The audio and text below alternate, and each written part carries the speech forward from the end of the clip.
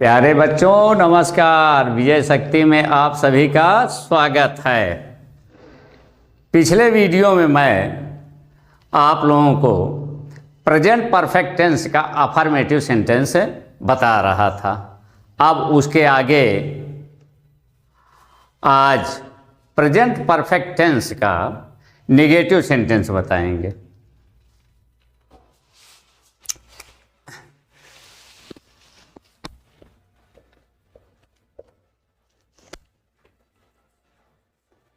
Present perfect tense का negative sentence. Present perfect tense का negative sentence. Present perfect tense पूर्ण वर्तमान काल, इसको मैं अफर्मेटिव में इसकी पहचान बता चुका हूं कि जहां पर चुका है, चुकी है, चुके हैं, लिया है, गया है, या है, आ है, ई है, ए हैं, आदि शब्द हो वहां पर प्रेजेंट परफेक्ट टेंस होता है। ये प्रेजेंट परफेक्ट टेंस। लेकिन अब इसके आगे देखिए कि यहां पे अफर्मेटिव की जगह निगेटिव सेंटेंस लिखा है। इसका मतलब होता है ना या नहीं, ना या नहीं। निगेटिव की बात मैं कई बार बता चुका हूं। निगेटिव का मतलब ना या नहीं। ये इंडेफिनिट का भी निगेटिव आ चुका है, कंटीन्यूअस का भी निगेटिव आ चुका है, और यहां पे प्रेजेंट परफेक्ट का अब हम निगेटिव पढ़ रहे हैं। प्रेजेंट परफेक्ट की पहचान मैं अफर्मेटिव में बता चुका हूं, उसी के साथ अब ये निगेटिव सेंटेंस जुड़ गया है।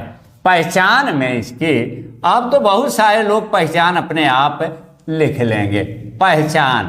पहचान का मतलब कि जहां पर जिस हिंदी वाक्य के अंत में चुका है, चुकी है, चुके हैं, चुका हूं, लिया है, गया है, या है, आ है, ई है, ए हैं, आदि शब्द आता है। ये पहचान में पहले भी बताया था जब इसका अफर्मेटिव पढ़ रहा था कि चुका है, चुकी है, चुके हैं, लिया है, गया है, इसकी पहचान ये है। लेकिन अब यहाँ पे अफर्मेटिव की जगह निगेटिव जुड़ गया है, तो इसका मतलब ये कि चुका है, चुकी है, चुके हैं, लिया है, गया है, या है, आ है, ई है, ए है, आदि शब्दों के साथ ना या नहीं शब्द जुड़ा हो। आदि शब्दों के साथ ना या नहीं शब्द जुड़ा हो, वहां पर प्रेजेंट परफेक्ट टेंस का क्या होता है? नकारात्मक वाक्य होता है। क्या हो? चुका है, चुकी है, चुके हैं, लिया है, गया है, या है, आ है, ई है, आदि शब्दों के साथ ना या नहीं शब्द लगा हो, वहां पर प्रेजेंट परफेक्ट टेंस का नकारात्मक वाक्य होता है, निगेटिव सेंटेंस होता है। सबसे पहले हम हिंदी वाक्य को पहचानेंगे, तो हम हिंदी वाक्य का एक उदाहरण लिख रहे हैं और उस उदाहरण में देखते हैं कि इसकी पहचान क्या है। सबसे पहले तो हम पहचानेंगे, और पहचानने के लिए सबसे पहले हमको हिंदी वाक्य चाहिए। जैसे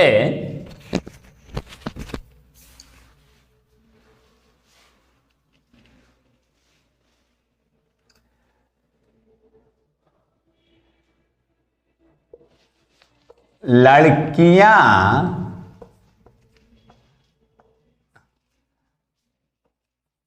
अपना पाठ नहीं याद कर चुकी हैं। लड़कियां अपना पाठ नहीं याद कर चुकी हैं। ये तुम्हारे सामने हिंदी वाक्य है। हम बहुत बार बता चुके, इसके बाद भी कई बार बताएंगे कि हिंदी वाक्य मिले तो सबसे पहले हिंदी वाक्य को पहचानिए कि ये किस टेंस में है। अब ये हमारे सामने एक हिंदी वाक्य है, लड़कियां अपना पाठ नहीं याद कर चुकी हैं। पहचान हिंदी वाक्य के अंत में रहती है, तो हिंदी वाक्य के अंत में ये चुकी हैं है। हिंदी वाक्य के अंत में ये चुकी है। अब जब चुकी हैं है, तो सबसे पहले हमको ये देखना है कि ये चुकी हैं किसकी पहचान है। चुकी हैं किसकी पहचान हम लिखाया है, तो चुकी है ये हमने इसकी पहचान लिखाया है प्रेजेंट परफेक्ट टेंस की। चुका है, चुकी है, चुके हैं, लिया है, गया है, तो चुकी है ये शब्द है और चुकी हैं ये शब्द। ठीक है ना। उसके बाद हम और पूरे वाक्य को अब देखते हैं कि इसमें और क्या चीज है। इस चुकी है के साथ ये नहीं शब्द भी लगा हुआ है। चुकी है के साथ नहीं शब्द लगा हुआ है, तो अब आगे हमको फिर देखना है कि ये चुकी है के साथ किस टेंस में नहीं शब्द आता है, किस टेंस में नहीं शब्द आता है। तो उसके लिए ये देखिए कि प्रेजेंट परफेक्ट टेंस के ये चुके हैं तो मिल रहा है। इसके आगे देखिए, ये देखिए ना या नहीं लिखा है, क्योंकि निगेटिव सेंटेंस है, तो हमें पहले चुका है, चुकी है, चुके हैं में से ढूंढना है। ये चुकी है मिल गया, उसके साथ ये ना या नहीं, दो में से एक शब्द मिला, ना या नहीं ये मिला ना, तो इसका मतलब प्रेजेंट परफेक्ट टेंस का ये नकारात्मक वाक्य हो गया। प्रेजेंट परफेक्ट टेंस का नकारात्मक वाक्य हो गया। अब जब प्रेजेंट परफेक्ट टेंस का नकारात्मक वाक्य हो गया, इसकी हम पहचान कर लिए, तो अब हमको ये देखना है कि प्रेजेंट परफेक्ट टेंस का जो नकारात्मक वाक्य है, इसका अनुवाद बनाने के नियम क्या है। प्रेजेंट परफेक्ट टेंस के निगेटिव सेंटेंस का इसका अनुवाद बनाने के नियम क्या है। इसका अनुवाद बनाने के नियम ये है कि सबसे पहले हमको लिखना है कर्ता, उसके बाद हैज नॉट या हैव नॉट धन। क्रिया का तीसरा रूप धन, कर्म, धन, अन। जब मैं प्रेजेंट परफेक्ट टेंस का अफर्मेटिव सेंटेंस पढ़ा रहा था, तो वहाँ पे अनुवाद बनाने के नियम में मैं ये लिखा था कि क्रिया का तीसरा रूप कोई भी परफेक्ट टेंस होगा, चाहे प्रेजेंट परफेक्ट टेंस का चारों पार्ट हो, इंडेफिनेट, अफर्मेटिव, निगेटिव, इंट्रोगेटिव और इंट्रोगेटिव निगेटिव, चाहे वो पास्ट परफेक्ट का होगा, affirmative, negative, interrogative, interrogative negative, और चाहे फ्यूचर का परफेक्ट टेंस होगा, अफर्मेटिव, निगेटिव, इंट्रोगेटिव और इंट्रोगेटिव निगेटिव। यदि परफेक्ट टेंस है तो वहाँ पे क्रिया का तीसरा रूप लिखना न भूलिए, क्रिया का तीसरा रूप लिखना न भूलिए। ये मैं सारे परफेक्ट टेंस की बात कर रहा हूँ। क्रिया का तीसरा रूप लिखना भूल गए तो वो माना जाएगा कि वो परफेक्ट टेंस नहीं, या तुम्हारा अनुवाद गलत है। तो ये मैं प्रेजेंट परफेक्ट टेंस के नकारात्मक वाक्य का जो अनुवाद बनाने के नियम है, ये मैं लिखा। सबसे पहले तुम्हें हिंदी वाक्य मिला, इस हिंदी वाक्य की पहचान किया, और इस हिंदी वाक्य में पहचान के अनुसार ये चुकी है नहीं है, ये हमने चुकी है और ना या नहीं लिखा है।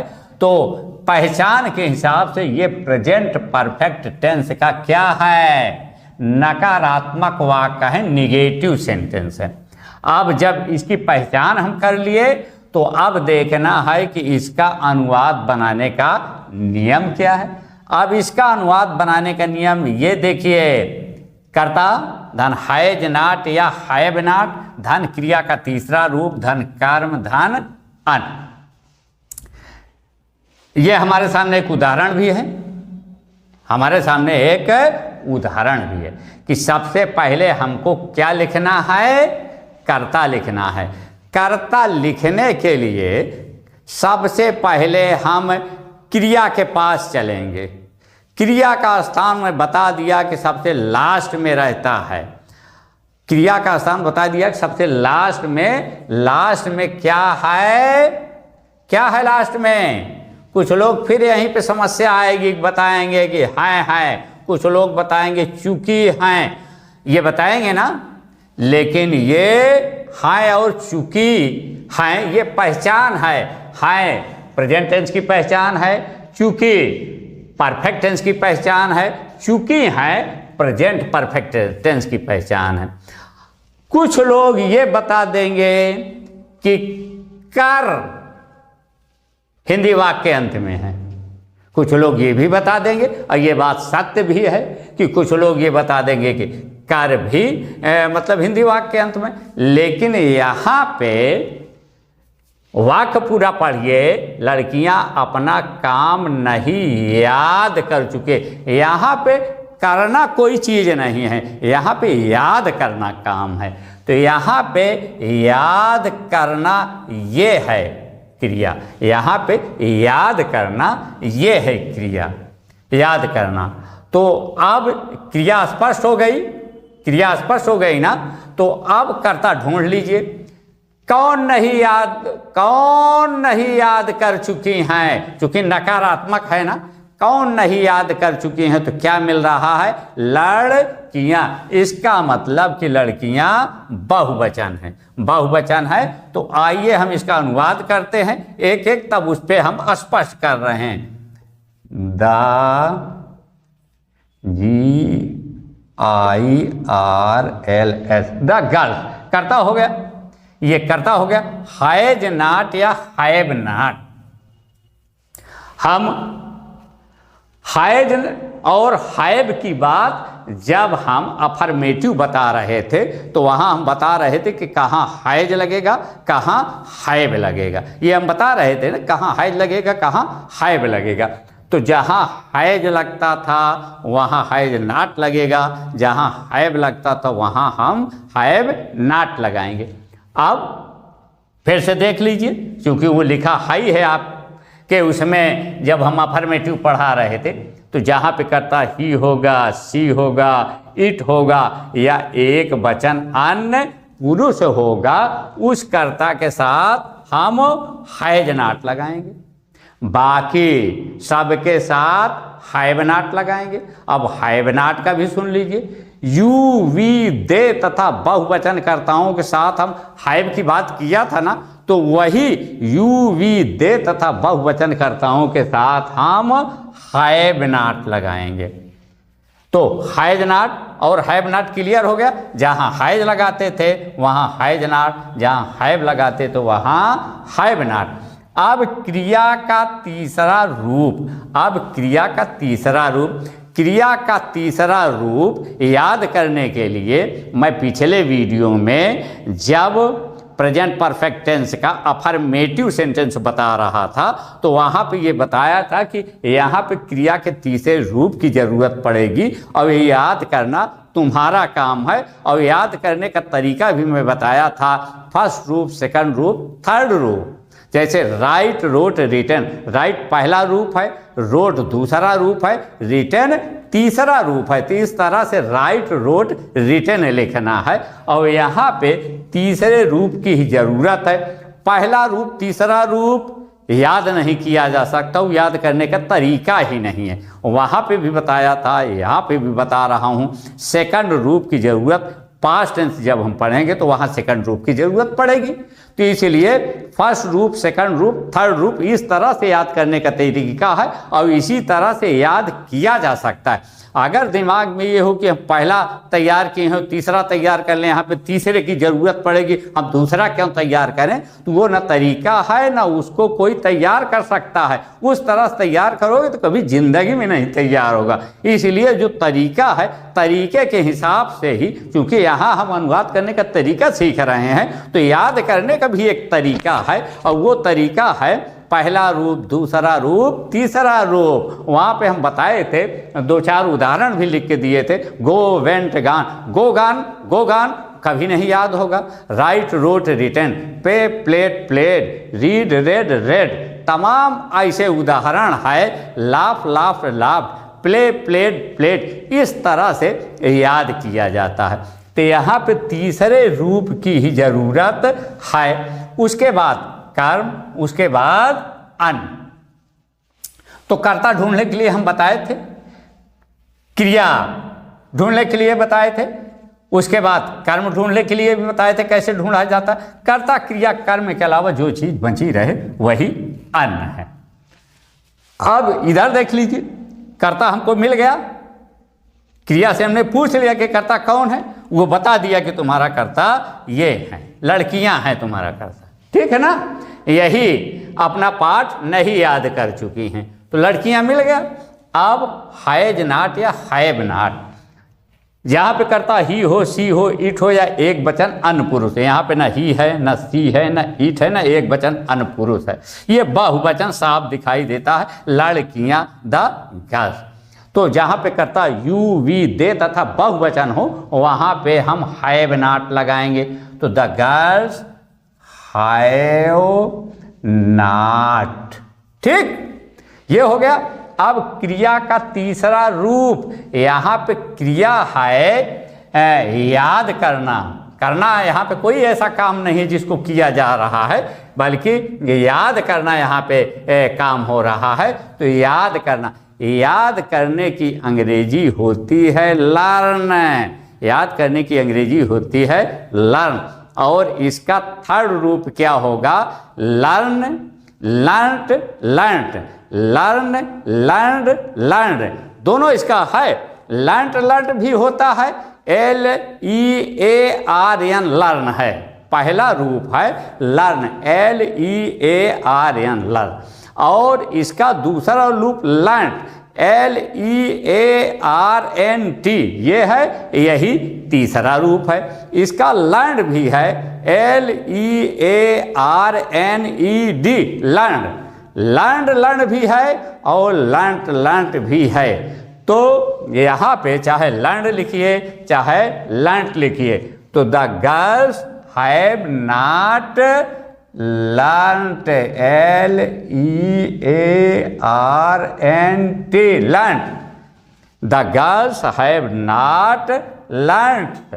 अब क्या नहीं याद कर चुकी हैं? क्या नहीं याद कर चुकी हैं? तो कुछ लोग बताएंगे पाठ और कुछ लोग बताएंगे अपना पाठ। तो यहाँ पे पाठ नहीं, अपना पाठ। ये जो लड़कियां हैं ये अपना पाठ नहीं याद कर चुके, दूसरे का पाठ थोड़ी, अपना पाठ जो इनको याद करने के लिए कहा गया है, ये अपना पाठ नहीं याद कर रही है। तो यहाँ पे ये अपना पाठ है कर्म। अब इधर देखिए, अपना की अंग्रेजी, मैं जब इंडेफिनिट टेंस पढ़ा रहा था, कंटिन्यूअस टेंस पढ़ा रहा था, तो वहाँ पे अपना की अंग्रेजी मैं बताया था। अपना की अंग्रेजी मैं बताया था और लिखाया भी था कि जहाँ पे बहुवचन हो, अन्य पुरुष भी हो, ठीक है ना, वहाँ पे चाहे ये महिला का नाम हो, चाहे पुरुष का नाम हो, चाहे मैस्कुलिन जेंडर हो, चाहे फेमिनिन जेंडर हो, ठीक है, वहाँ पे अपना की अंग्रेजी देयर होता है, THEIR, देयर। द गर्ल्स, ये देखिए बहुवचन है, बहुवचन है। और यहाँ पे अपना की अंग्रेजी देयर, और क्या अपना पाठ, there lesson, there lesson. The girls have not learned there lesson. यहाँ पे जो हम देखते हैं बोर्ड परीक्षाओं में लड़के गलती कहाँ करते हैं, उसको यहीं साफ कर लीजिए। जब हम अनुवाद बनाने का नियम लिख रहे थे तो यहाँ पे कर्म के बाद अन्य है, कर्म के बाद अन्य है। तो कुछ लोग गलती इस तरह से कर देते हैं, कर्ता ठीक लिखेंगे, सहायक क्रिया ठीक लिखेंगे, लैंट भी ठीक लिखेंगे, लेकिन यहाँ पे जब कर्म लिखना वो शुरू करेंगे या कर्म लिखेंगे तो कर्म को ये लेसन तो कर देंगे, क्योंकि यहाँ पे पाठ शब्द को वो कर्म केवल पाठ को मानते हैं, तो यहाँ पे पाठ लिख देंगे। और पाठ के बाद चूंकि यहाँ पे अपना बचा हुआ है तो अन्न की जगह अपना यहाँ लिख देते हैं। तो यहाँ पे अन्न के अंग्रेजी देयर यहाँ लिख देंगे, और इस तरह से वो गलत हो जाता, क्योंकि वो कर्म सही सही नहीं ढूंढ पाते। जैसे क्या नहीं याद कर चुकी हैं तो लोग वही पाठ समझ लेते, अपना छोड़ देते हैं। यहाँ पे सही कर्म है अपना पाठ। ये गलती लड़के करते हैं, हमेशा लड़के गलते हैं गलती करते हैं। पढ़ाते वक्त भी जब हम देते हैं उदाहरण तो ये गलतियां कर देते हैं। बोर्ड परीक्षाओं में भी हम देखते हैं कि ये गलतियां कर देते, तो वो गलती न कीजिए, उपयुक्त कर्म ढूंढिए। उपयुक्त कर्म यहाँ पे अपना पाठ है, पाठ केवल लिखोगे तो चूंकि अपना की अंग्रेजी बची रहेगी, और बची रहेगी तो तुम्हें ये कई बार बताया चुका है कि कर्ता, सहायक क्रिया, क्रिया का तीसरा रूप, कर्म, अन, इन सब के अलावा यदि कोई चीज बचा है तो वो होता है अन, और यहाँ पे अपना तुम छोड़ देते हो, वहीं पे अन की अंग्रेजी यहाँ पे लिख देते हो अपना, तो वो गलत होता है। तो the girls have not learned there lesson, ये इसका एग्जाम्पल है।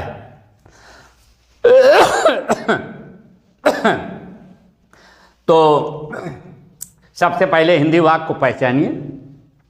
हिंदी वाक्य को पहचानने के बाद हमको उस टेंस का अनुवाद बनाने के नियम देखिए। अनुवाद बनाने के नियम ये, जैसे हम देखा, ये पहचाना, पहचानने के बाद ये मालूम हो गया कि हम कोई प्रेजेंट परफेक्ट टेंस का नकारात्मक वाक्य है, निगेटिव सेंटेंस है, तो अब हमको देखना है कि प्रेजेंट परफेक्ट टेंस का निगेटिव सेंटेंस है, नकारात्मक वाक्य का अनुवाद बनाने का नियम क्या है। तो ये है अनुवाद बनाने का नियम। अब इस अनुवाद बनाने के नियम में सब ऐसे ही तुमको लिख देना है। कैसे लिख देना है? जिस क्रम से अनुवाद बनाने के नियम जो जो बताया गया है उसी क्रम से आप लोग लिखते चले जाइए, वही है तुम्हारा अनुवाद बनाने के नियम, और उसी तरह से तुम्हारी अंग्रेजी बनती चली जाएगी। ये है। अब हम एक उदाहरण और लिख रहे हैं।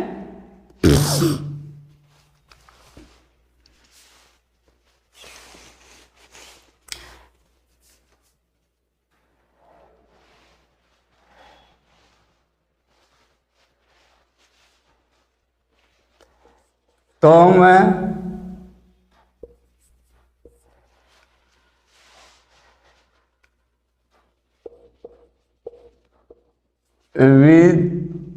विद्यालय में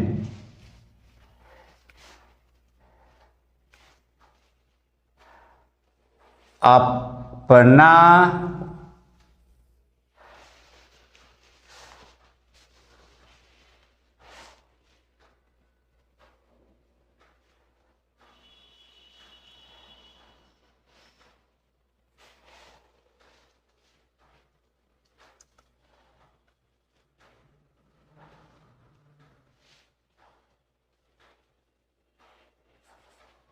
पत्र नहीं लिख चुके हो। तुम विद्यालय में अपना पत्र नहीं लिख चुके हो। ये हम एक उदाहरण दे दिया तुमको। सबसे पहले इस हिंदी वाक्य को पहचानिए कि किस टेंस में है।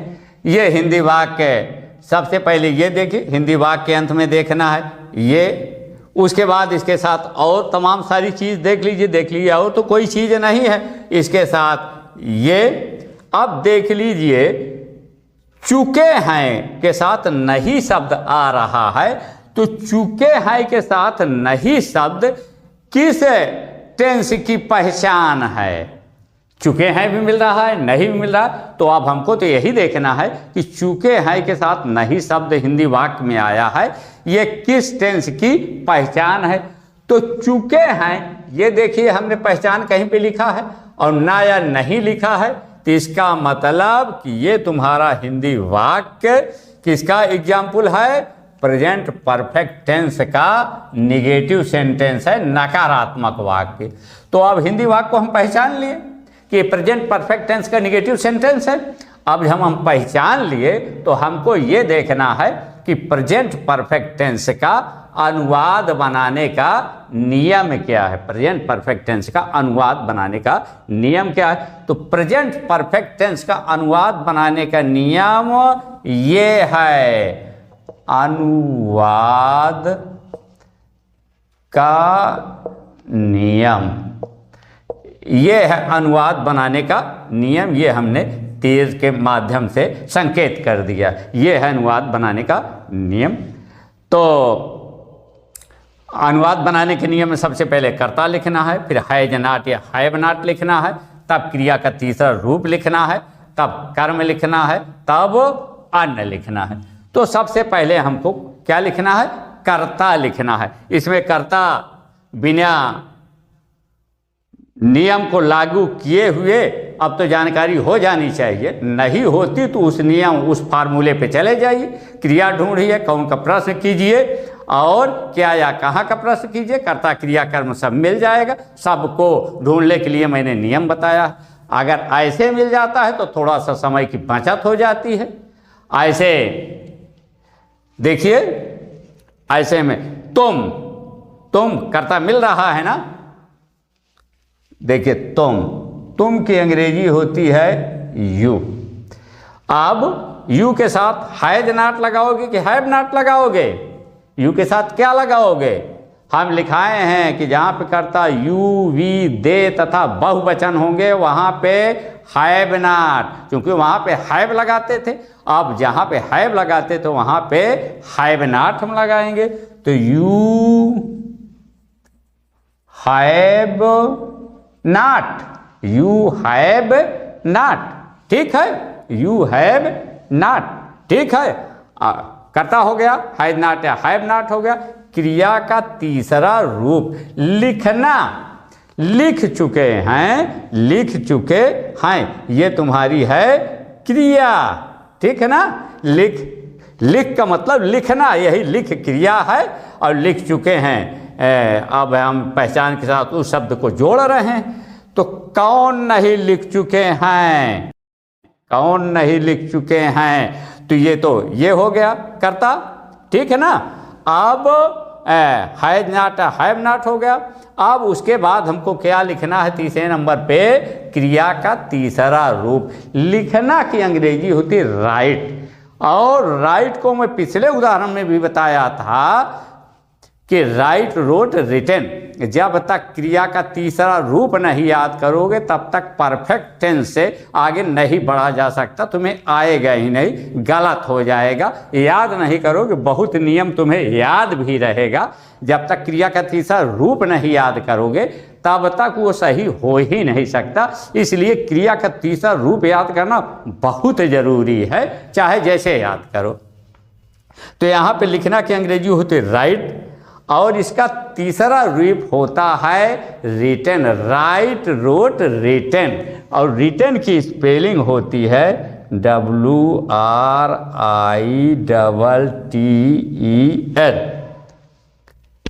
कर्ता हो गया, हैज नॉट हैव नॉट हो गया, क्रिया का तीसरा रूप हो गया।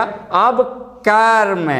अब कर्म लिखना है, कर्म वैसे फिर ढूंढ लीजिए क्या नहीं लिख चुका है, क्या नहीं लिख चुका है। फिर वही समस्या है, कुछ लोग बता देंगे पत्र, और पत्र की अंग्रेजी यहाँ लिख देंगे, ए लेटर लिख देंगे, और उसके बाद फिर इसमें अन बचा रहेगा, अपना, अपना की अंग्रेजी जाके फिर लास्ट में लिख देंगे, वो फिर गलत हो जाएगा। तो यहाँ पे इसी वजह से मैं बार बार यही अपना वाला उदाहरण दे रहा हूँ कि गलती तुम लोग कहाँ करते हो, मुझे पता है, मुझे पता है, आगिंदा फिर वो गलती ना हो सके। तो यहाँ पे क्या नहीं लिख चुके, अपना पत्र, अपना पत्र, यहाँ पे पत्र अकेले नहीं है, अपना पत्र। तो अब देखिए जब अपना पत्र आ रहा है तो अब यू है, यू के साथ अपना की अंग्रेजी हम वहाँ लिखे थे, यू के साथ अपना की अंग्रेजी होती है योर, और पत्र की अंग्रेजी letter, LETTER। You have not written your letter. हाँ, मैं बता रहा था कि लोग अपना की अंग्रेजी याद नहीं करते हैं और गलत कर जाते हैं। कुछ लोग ऐसे हैं, उनको एक कात अपना की अंग्रेजी याद रहती, किसी तरीके से दिमाग में फीड रहती है। जैसे हमने यहाँ पे योर ये लगा दिया अपना की अंग्रेजी यू के साथ, और यहाँ पे हम गर्ल्स के साथ देयर लगा दिया, तो उनको ये जानकारी रहती है कि अपना की अंग्रेजी देयर लगाया था गुरुजी ने कहीं, या योर लगाया था। तो जहां उनके दिमाग में आया वो कहीं देयर लगा दिया, कहीं योर लगा दिया, तो इस तरह से ये गलत हो जाता है। अपना की अंग्रेजी में लिखाया हूं, उसको याद कीजिए कि किसके साथ अपना की अंग्रेजी कौन सी लगे। एक तो ये गलती करते हैं, और एक सूक्ष्म गलती वो करते हैं कि जहां पे अपना शब्द रहता है हिंदी वाक्य में, वहां पे बहुत सारे लोग कंफ्यूज हो जाते हैं। वो केवल जैसे यहाँ पे उदाहरण हमने लिखा कि पत्र को और ये पाठ को ये कर्म लिख देते हैं, और अपना ये बचा रहता है, इसको अपना को ये अन्न समझ के लास्ट में कर देते हैं। तो इसलिए कर्म ढूंढते समय जहां अपना शब्द रहे वहां पे पूरी सावधानी बरतिए आप लोग, नहीं तो वो गलत हो जाएगी। यही छोटी छोटी आप लोग गलती करते हैं और कुछ नहीं है। अब हम एक उदाहरण और आप लोगों को बता रहे हैं कि जैसे देख लीजिए, वाह इस फूल कभी नहीं गया है, वह स्कूल कभी नहीं गया है। तो सबसे पहले हम हिंदी वाक्य को पहचानेंगे। हिंदी वाक्य में ये देखिए गया है आ रहा है, और गया है के साथ नहीं भी आ रहा है। तो अब हमको देख लेना है कि गया है और नहीं है तो किस टेंस की पहचान है ये। तो गया है और नहीं है, ये देखिए स्पष्ट यहाँ पे लिखा है गया है आया, और ना या नहीं आया। तो इस हिसाब से प्रेजेंट परफेक्ट टेंस का ही नकारात्मक वाक्य हो गया। लेकिन मैं पिछले वीडियो में जब प्रेजेंट इंडेफिनिट और प्रेजेंट कंटीन्यूअस की सूक्ष्म बातें बता रहा था, तो वहां पे बताया था कि जहां पे कभी नहीं शब्द आता है वहां पे कभी नहीं की अंग्रेजी होती है नेवर। कभी नहीं की अंग्रेजी होती है NEVER, ये कभी नहीं की होती है अंग्रेजी नेवर। और जहां नेवर का प्रयोग किया जाता है वहां पे सहायक क्रिया का प्रयोग नहीं करते हैं। कुछ लोग नेवर भी लिखते हैं, सहायक क्रिया भी लिख देते हैं, और वो अनुवाद हो जाता है गलत। जहां पे नेवर का प्रयोग कीजिए वहां सहायक क्रिया का प्रयोग न कीजिए। जैसे इसका उदाहरण ये हम बता रहे हैं, इसका हिंदी वाह करता हो गया, कौन नहीं गया है, वाह की अंग्रेजी होती है ई। अब उसके बाद हम कर्ता के बाद सीधे नेवर, वहां पे हम बताए भी थे और उसका अनुवाद बनाने का नियम भी बताए थे। जहां पर नेवर आए ही नेवर, और चूंकि ये प्रेजेंट परफेक्ट टेंस का नकारात्मक वाक्य है तो क्रिया का तीसरा रूप ही नेवर गॉन। अब कहा नहीं गया, स्कूल, टू स्कूल, ये he never gone to school present perfect tense का नकारात्मक वाक्य है, लेकिन इसको ध्यान देने की जरूरत है कि जहां पे ये कभी नहीं आएगा उसकी अंग्रेजी होती है नेवर, और जहां हम नेवर का प्रयोग करते हैं इसके साथ सहायक क्रिया का प्रयोग नहीं करेंगे। इसका उदाहरण मैं इंडेफिनिट में भी बताया हूं, कॉन्टिन्यूअस में भी बताया पिछले वीडियो में, जहां पे मैं कंफ्यूजन दूर कर रहा था, और ये चीज मैं यहीं पे बता दिया हूं कि किस तरह से ये देखिए करता हुआ, सहायक क्रिया तो नहीं लगी ना, नेवर हुआ, क्रिया का तीसरा रूप हुआ कर्म हुआ। तो इस तरह से अब ध्यान देने की जरूरत है। सबसे पहले हिंदी वाक्य को पहचानिए, उसके बाद देखिए उसका अनुवाद बनाने के नियम क्या है, नियम के अनुसार सब करते चले जाइए, उसमें नियम से हटके कुछ न कीजिए, किस क्रम से क्या लिखा है वो अनुवाद सही हो जाएगा।